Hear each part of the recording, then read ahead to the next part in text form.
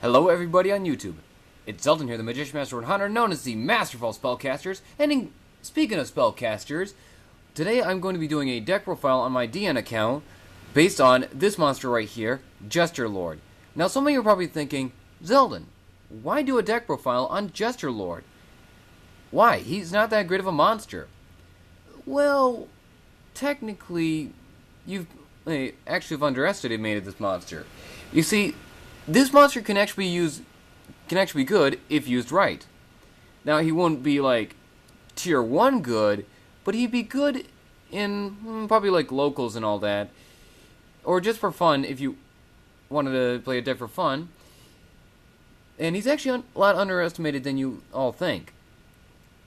As we all know, his effect is, while this card is the only monster on the field, it gains 1,000 attack for each card in the spell and trap card zone. So then, without any further delays, let's get started. We have the 3 Jester Lords, 3 Jester Confits, 3 Mystic Tomatoes to be able to summon your Jester Lord. And now this is where this card really works well with Gravity Bind.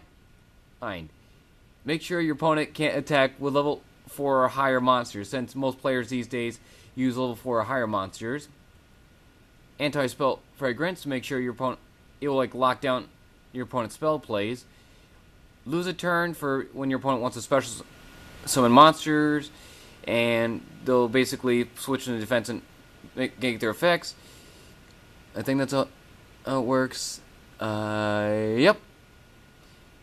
Imperial Custom to prevent your trap cards from being destroyed, and Summon Limit. Now, Summon Limit is actually not a bad trap card if you use it right as well. I think it'd be a pretty good side deck card for certain decks that like to, spam the field like crazy. Unless you're running a deck that doesn't like to spam like crazy, this could be your trap card.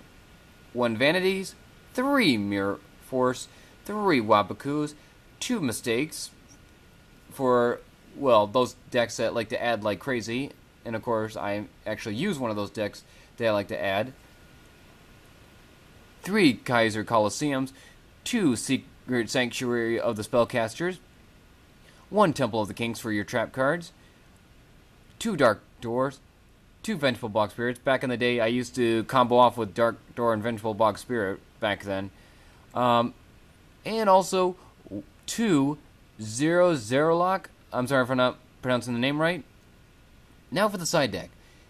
3 Spellbook of Power, one of my favorite spellbooks.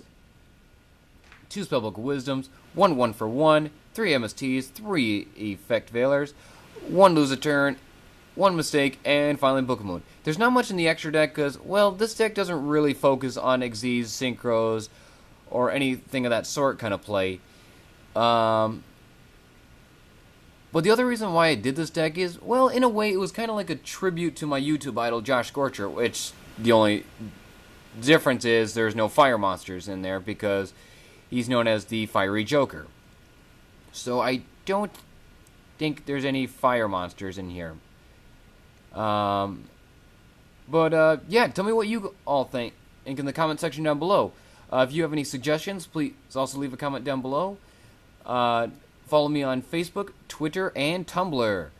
I'll catch y'all in my next video. Catch y'all later.